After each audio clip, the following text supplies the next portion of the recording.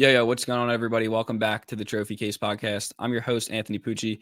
And with the official NFL draft just being over 2 days away, I just wanted to take some time and go through my mock draft. This is one of my favorite times of the season being an NFL fan, including the actual season. It's definitely the best part of the offseason. But draft time, draft season, mock drafts, all that stuff, it's super fun to me. I just love going through all the possibilities of where teams could go and what directions franchises are headed in. Obviously, free agency always makes a huge difference and a big impact.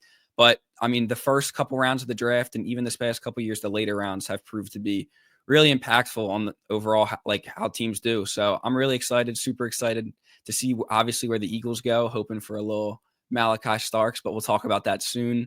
So yeah, I just kind of wanted to come in and do my mock draft. So let's hop into it. So here's the mock draft simulator. Shout out PFF for making it free. But wasting no time, pick number one, we have the Tennessee Titans. It's been set in stone basically since the beginning of the draft process. It's going to be Cam Ward. Whether you think Cam Ward is the best number one overall pick is obviously highly debatable. But the Titans need a quarterback. Cam Ward is the best quarterback. It's basically as simple as it gets. I wish there was more to it, but that really is just what it is. Cam Ward definitely seems to be going number one. Moving on to pick number two, we got the Browns. There's really two ways the Browns could go here. It could be Abdul or it could be Travis Hunter. Some people make the argument that you go Abdul Carter and pair him with Myles Garrett. Obviously, the Browns brought back Myles Garrett, signed him to a huge extension. But I just think with the needs the Browns have, like if you're drafting number two, obviously your problems are deeper than just two edge rushers. And obviously, with how good Myles Garrett is, I think he kind of makes up for some deficiencies that would be on the other side of him. So I think that's kind of redundant and maybe a bad use of resources there. I think you go Travis Hunter. That seems to be what some reports are pointing towards. They seem to really like Travis as a wide receiver over a corner.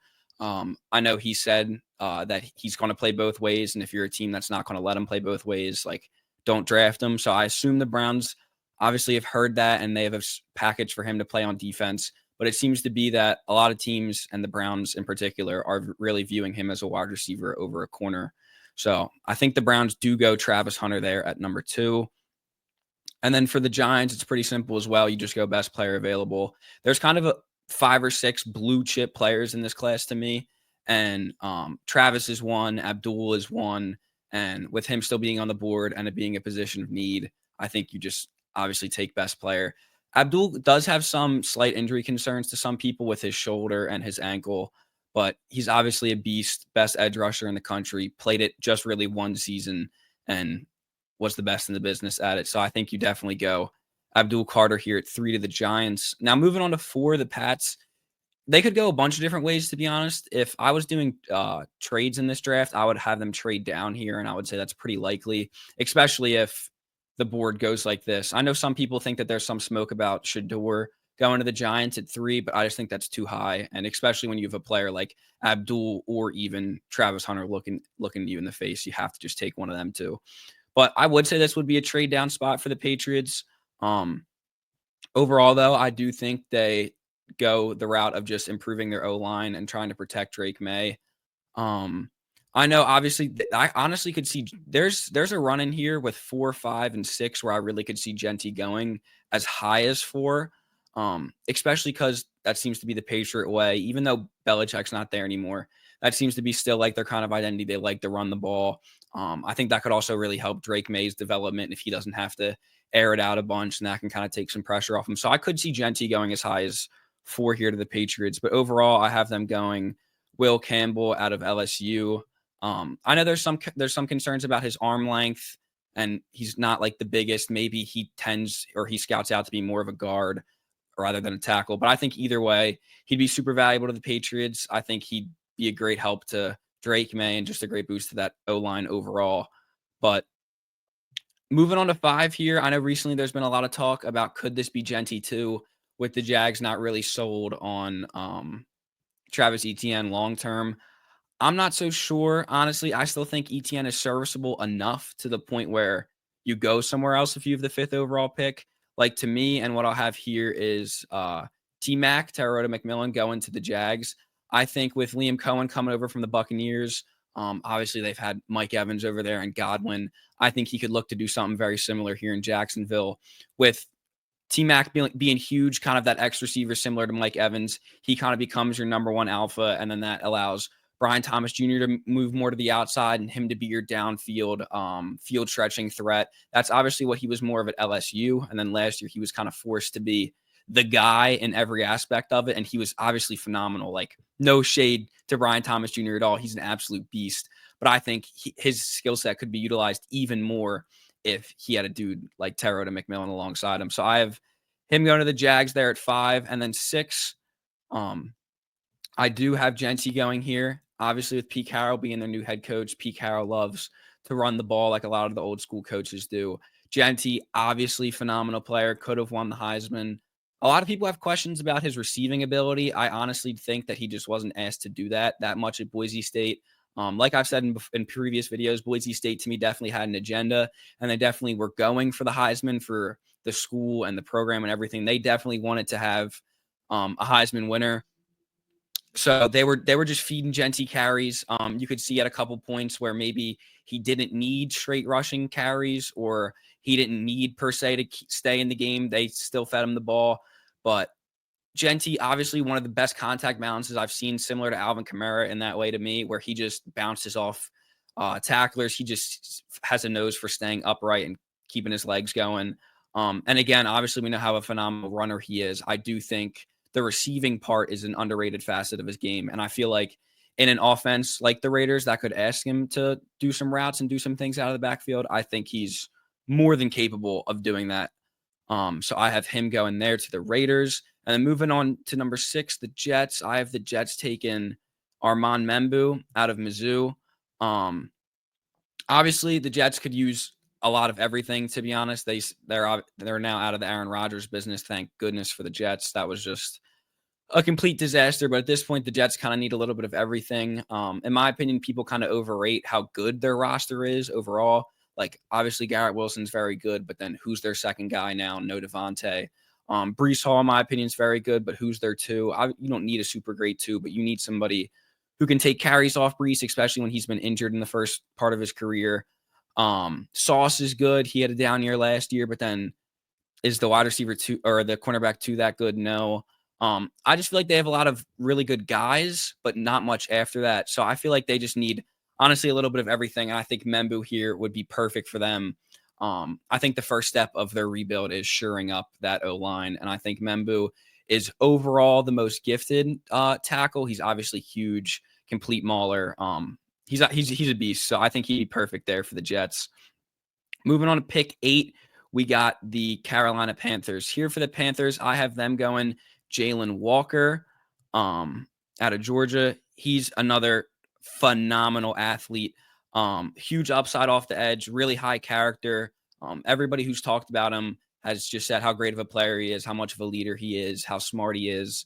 And I think he's athletic enough to potentially drop into coverage at times. Like, you could have him be a QB spy or him drop potentially in the middle of the field to cover some flats. Like, he's overall just a phenomenal player. And the Panthers, they could elect to go offense, but I just think the value in terms of getting Jalen Walker added to your defense adds more than per se a Kelvin Banks at this point. So yeah, I have him going there to the Panthers, Jalen Walker.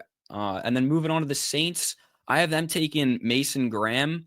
Been some concerns about him too at times, but Brian Bresee hasn't been consistent enough. He's shown flashes, but overall he's been disappointing, I think it's fair to say. And the Saints always need more interior help. I also think this could be a guy like Walter Nolan, but I think in this instance, in this mock, I have them going Mason Graham.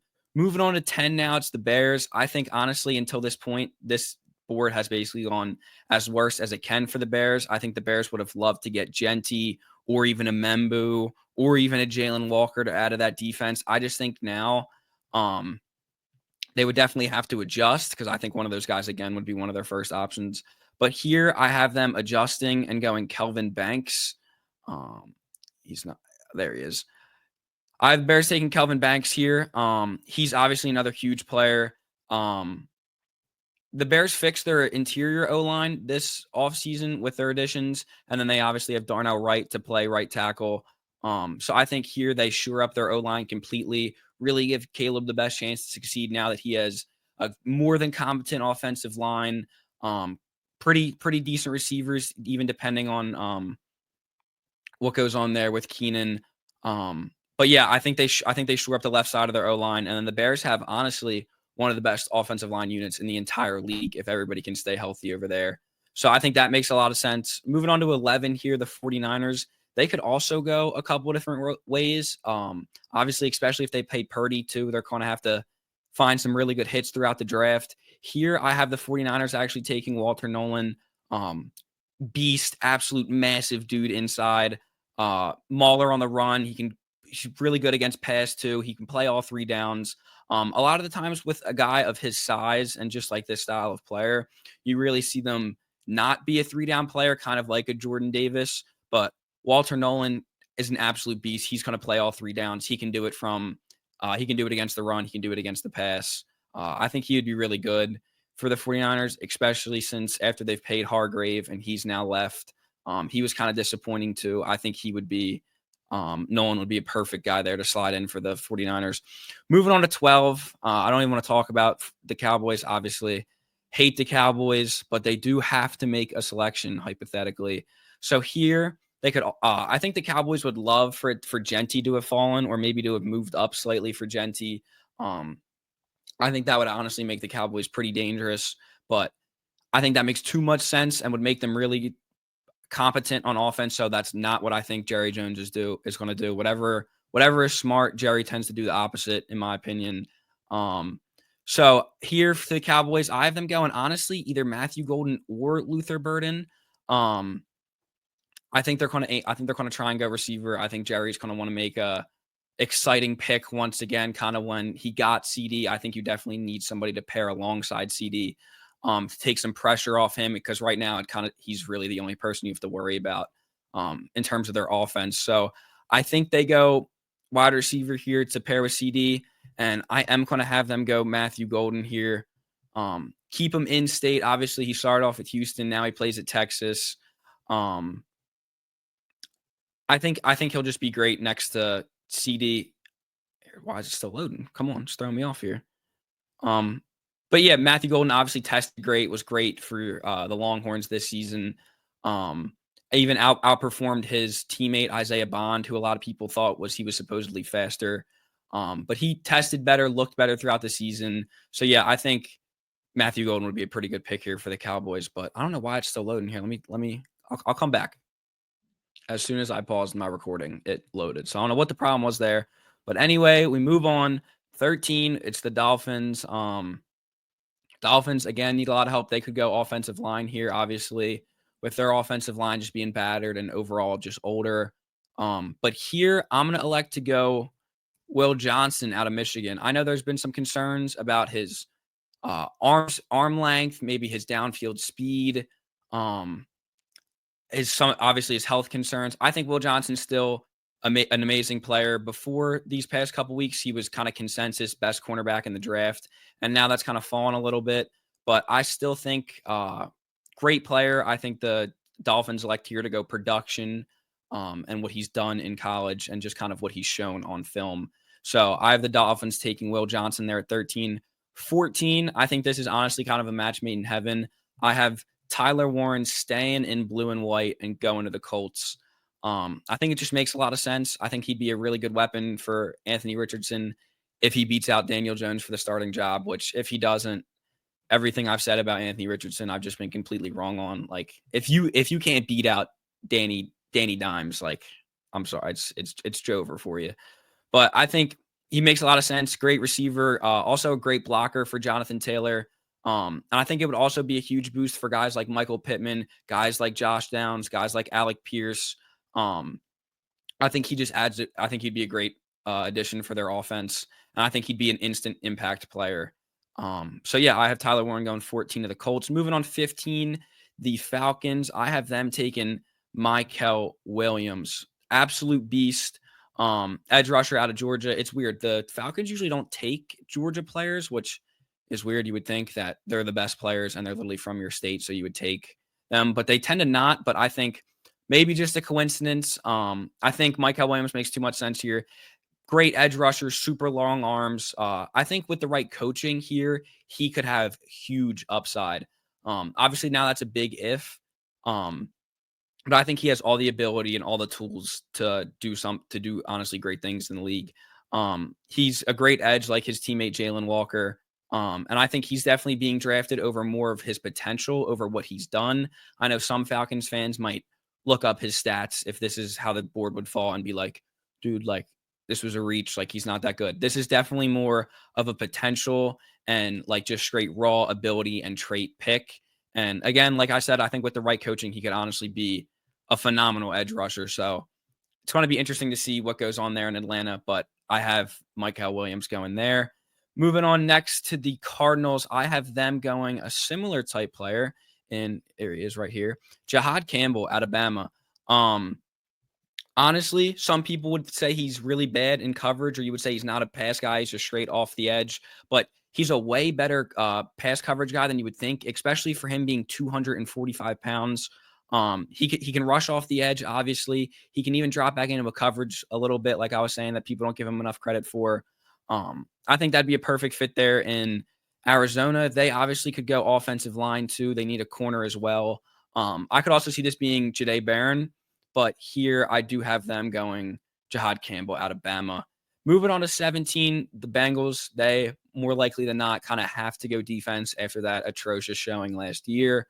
I personally have the Bengals going Kenneth Grant out of Michigan. I could also see this being a Malachi Starks or Niki Minwari. But I think the Bengals said they're going to keep Trayvon Henderson. I think he'd be a great guy to pair alongside him on the interior. And I think if you're the Bengals, the way you kind of do this, or at least go about rebuilding your defense, is kind of from the inside out. So I think if you can get a pretty decent pass rush with Kenneth Grant and with Trey Hendrickson and with some of those other guys on that D line, that helps out obviously your linebackers, and then that helps out your secondary massively also if they don't have to cover for 5-6 seconds down the field. If that gets changed to 4 seconds, that's honestly a huge deal. So I have Kenneth Grant going there to the Bengals. Like I said, I could see them going safety as well, or even corner, but I feel like safety or D-line or linebacker would be more of a need over corner in that scenario. Moving on to 18, Seahawks. I have them taking Shamar Stewart out of A&M. I would love him on the Eagles. Dude's absolutely massive. Really a type of player that the Eagles would love. But here I have him going to the Seahawks. He's 270, great run defender, insane motor off the edge. Dude, he's as insane twitch for his size, has really good get off the edge. I think just with the way the Seahawks like to draft and the way that they like to build their team, I think like it says right here, edge, I think Shamar Stewart would be a perfect fit there. And I honestly think he'd be an instant impact player for Seattle. So moving on to 19, the Buccaneers. Again, like it says, I think they're going defense basically no matter what. It's just kind of where do they go? I could see them going Jahdae Barron here.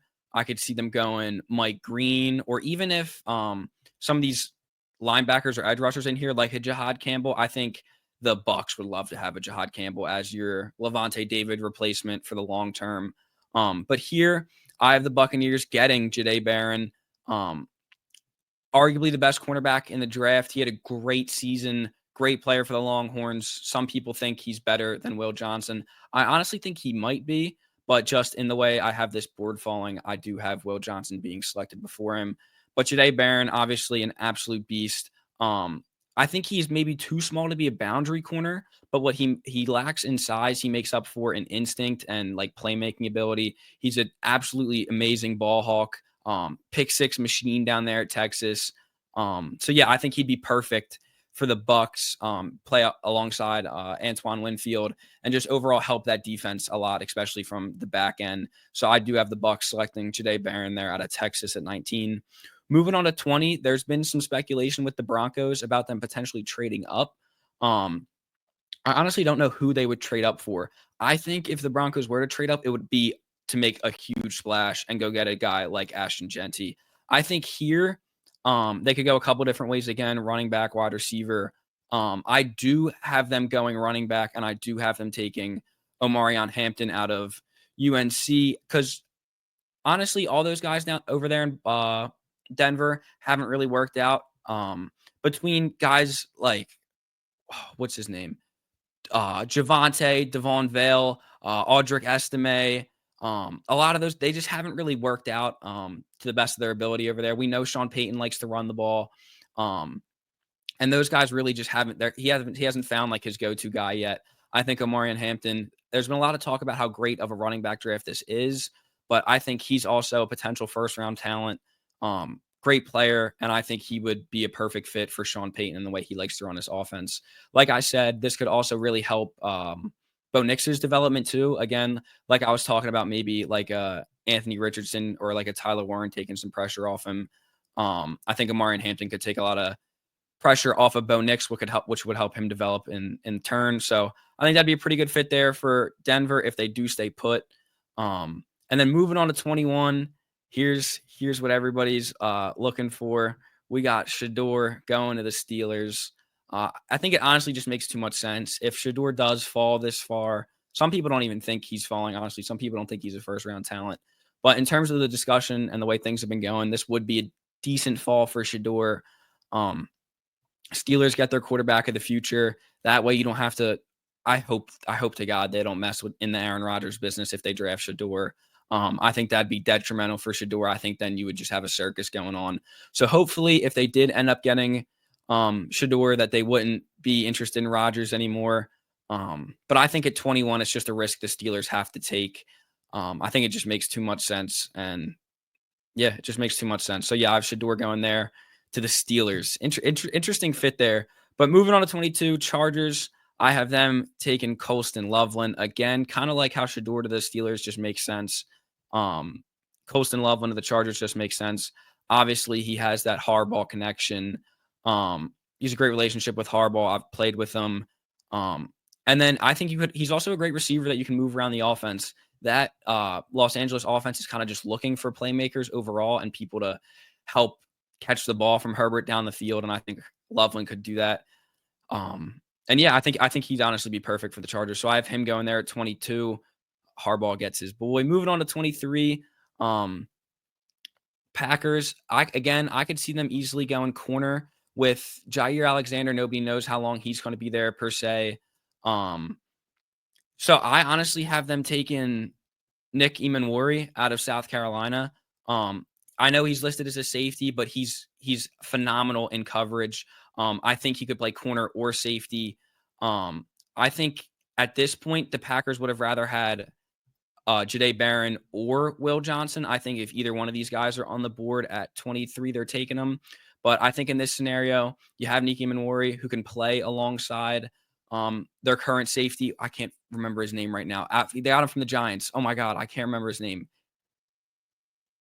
He was on my Madden team. I literally can't remember his name. I'm so mad at myself. But he could play alongside him or even as a corner alongside Jair or move Nate Hobbs into slot. I think he'd be a really good fit there for the Packers at 23. Moving on to 24, I have the Vikings taking Mike Green out of Marshall. Super athletic edge, twitchy pass rusher. The Vikings could use a couple things on the defensive side of the ball, especially in that front seven. And I think Mike Green would honestly be a perfect fit there. So I have him going to the Vikings. Moving on to 25, the Texans. It says their needs are wide receiver, O-line. I think they need a little bit more than that. Honestly, I think that's honestly a little too respectful to the Texans. But again, I think it is right. I think they're going wide receiver, or I think they're going offensive line. I could see them going offensive line just because CJ was getting mauled last year. But I honestly think with the way that they think, especially after losing Diggs, is that CJ can kind of still carry like the way he did. And maybe that was just a sophomore slump year. Maybe CJ gets back to kind of more his rookie year self. But with the loss of Diggs and with the previous connection and chemistry, I have them taking Emeka Egbuka out of Ohio State. Obviously, teammate of CJ Stroud. Didn't play with him a ton, but obviously in the same locker room, know who he is, played with him. I think that'd be perfect, and I think he'd be a perfect Diggs replacement. Obviously, you have Nico Collins down there, and hopefully Tank Dell coming back healthy. So I think Egbuka would be a perfect guy to fit in there for the Texans. So moving on to 26, the Rams. Rams honestly could go a couple different ways here too. Had the defensive rookie of the year last year in Jared Verse. even though in my opinion that was a complete robbery. Should have been Quinyon Mitchell, not even biased, honestly. It just should have been Quinyon Mitchell. But here for the Rams, I have them going offensive line, and I have them going Josh Simmons out of Ohio State. I think he could play guard or be an elite backup tackle immediately, especially with Havenstein getting older and a lot of those other guys on that offensive line honestly just being injury prone. I think the Rams elect to keep protecting Matthew Stafford and keep kind of going for it while they still have Stafford still healthy. And even though he's not young, obviously he's still very capable of being one of the best QBs in the NFC. So I think they go the protection route on Stafford, which I think is honestly a good idea for them. I think they could elect to go tight end in round 2. I think at this point, if Loveland or even hypothetically Tyler Warren survived at this point, the Rams would elect to go that route. But with the way I have the board falling, I have them going Josh Simmons. Back-to-back Ohio State guys here, which is kind of interesting. But 27, we got the Ravens. The Ravens always seem to get a really good player. Here I have them going another edge to add to that Ravens culture over there, and Donovan Ezeraku. Great player out of Boston College. Obviously, you don't see too many football players or really just athletes in general coming out of Boston College. I think honestly here the Ravens could trade down. Obviously, like I said in this draft, I don't have any trades because I think that kind of makes things a little bit muddy and just makes it a little bit more confusing to follow. But I do think this could be a place they trade down.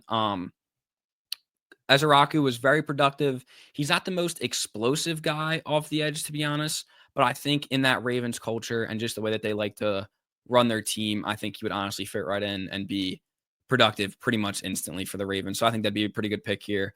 Number 28, the Lions. I have the Lions going Tyler Booker out of Alabama. I know earlier in the draft process, he seemed to be a locked first round pick. And now recently, he seems to be more of a end of the first round, maybe second round guy. I think he'd be perfect for the Lions. I think the Lions would shore up their interior of their O-line as they continue to protect Goff and pound the rock like they did last year. I think this could also be a potential center replacement after Ragnow retires. So I think, honestly, Booker, great immediate impact player at guard, and then maybe a little bit down the road, they look to transition him to be potential center. But I think maybe some Lions here are expecting a more exciting pick. I know there's been a little bit of smoke about the Lions looking to trade Jameson Williams, so maybe that's why it says wide receiver here. But I think, honestly, the Lions receivers are fine. If they did go wide receiver, I could see this being like a Luther Burden. But I think in this scenario and the way that the Lions like to run their team and run their offense, I think O-line is the best idea here. And I think Tyler Booker's a great player. So I have him going 28 there to the Lions. Moving on to 29, the Commies, division rival. Obviously, I hope they also don't do nothing too great. They could go a couple different ways here. I could see them going James Pierce Jr. There's been obviously concerns about his character and his personality. But great player. I think he's honestly a top 20 player in the draft just in terms of sheer talent and production. But I could see them going James Pierce. I could even see them going a Gray Zabel maybe to shore up that interior line. Trey Amos to play corner because I can't remember his name, but the guy who they just drafted who gets sunned by AJ Brown. I don't know why I can't think of his name, but he could be also a great placement because he hasn't obviously turned out too great. But honestly, here I have the Commanders leaning into their offensive identity, leaning into that QB. I have them taking Luther Burden out of Mizzou. I know Luther Burden's kind of had a little bit of a disappointing year. I think that's really just because that team's focused in on him this year. There was no real other threat in that Mizzou offense, so it kind of was just, focusing on Luther Burden, and Brady Cook's not that good. So if he's can't get him the ball, like that's basically just how you stop their offense. So I do think Luther Burden is still very legit. I think that the people criticizing him maybe haven't seen the full picture or like gone through the full context of it. I still think Burden's a great receiver. I know some people would say they just traded for Debo, gave up, or I think they pretty much signed him to an extension too. So maybe you don't look to go wide receiver here. And like I said, that's why this could be a cornerback or maybe an interior O-line or James Pierce. But I think with Debo's injury questions and overall just his, honestly, like production questions, I think this would be a great pick to make that offense overall just way more dynamic. If now your wide receiving core is Terry McLaurin, Luther Burden, Debo over Terry McLaurin, then Debo being forced to be your number 2, and then like a Dyami Brown, I think that's honestly a huge difference. And I think that could be a really good a pretty dangerous offense with Jaden Daniels if he doesn't see that sophomore season slump. But I do have them going the more exciting route here and going Luther Burden at pick 29. Moving on to pick 30, got the Bills. I do think this is where James Pierce goes. Obviously, like I was saying earlier, I think he's a top 20 player in this class with just his character concerns weighing him down. I think the Bills think that in their culture and in that room, especially paired alongside of Von Miller to kind of teach him the ways of how to be a pro and how to be a great edge rusher. I think he'd be a great fit there in Buffalo, to be honest. Especially he could be Von's replacement while he's injured or as he gets older, or even if Von can stay healthy. I think having James Pierce come off one side and Von come off the other, even at his age, I think would be pretty deadly. So I do think that'd be a great fit there. I do have James Pierce sliding a little bit, but still ending up there in the top 30 to the Bills, which I honestly think he can't be mad about. Instant contender, great fit, great mentor. And that's the whole thing, right? Like if you're one of these guys who maybe thinks you're going to go earlier, like a Shedeur, like you're just in a better situation, like especially as it gets more down here, like Tyler Booker, like being in the Lions culture now, with Dan Campbell and with those great with Sewell and with Frank Ragnow to teach you the ways. Like I don't know, I just think it's a way better situation. Same thing for Luther Burden. Like it would be way different if he was drafted to be the wide receiver 1 in pick 10 or pick not 10 because that's the Bears, like pick 9 or something.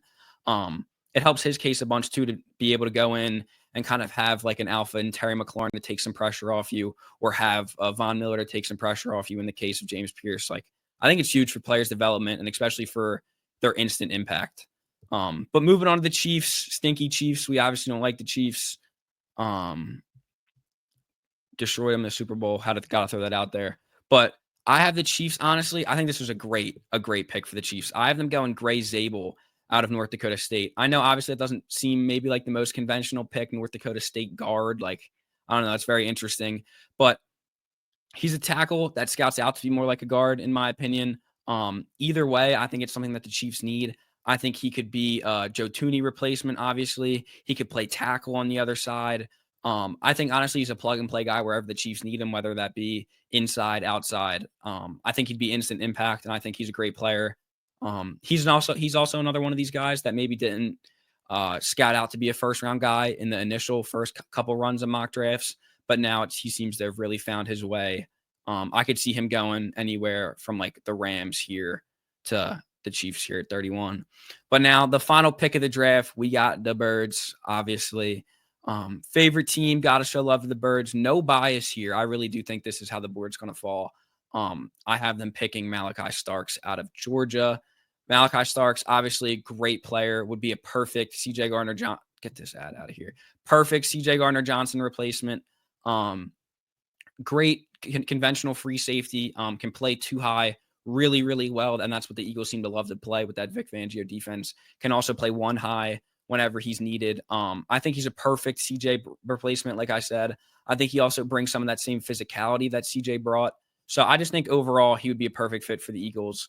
And if they can get him at 32, I think it's a banger of a first round out of the Birds. I could see him honestly going 23 to the Packers, or 24 because obviously Harrison Smith getting a little bit older. Not even a little bit. Dude's dust at this point, but still a good player, but obviously getting older. I could see him going 23, 24, and then I could also see him going to the Bengals. I think the Bengals are honestly the most likely spot if he doesn't go 23 or 24.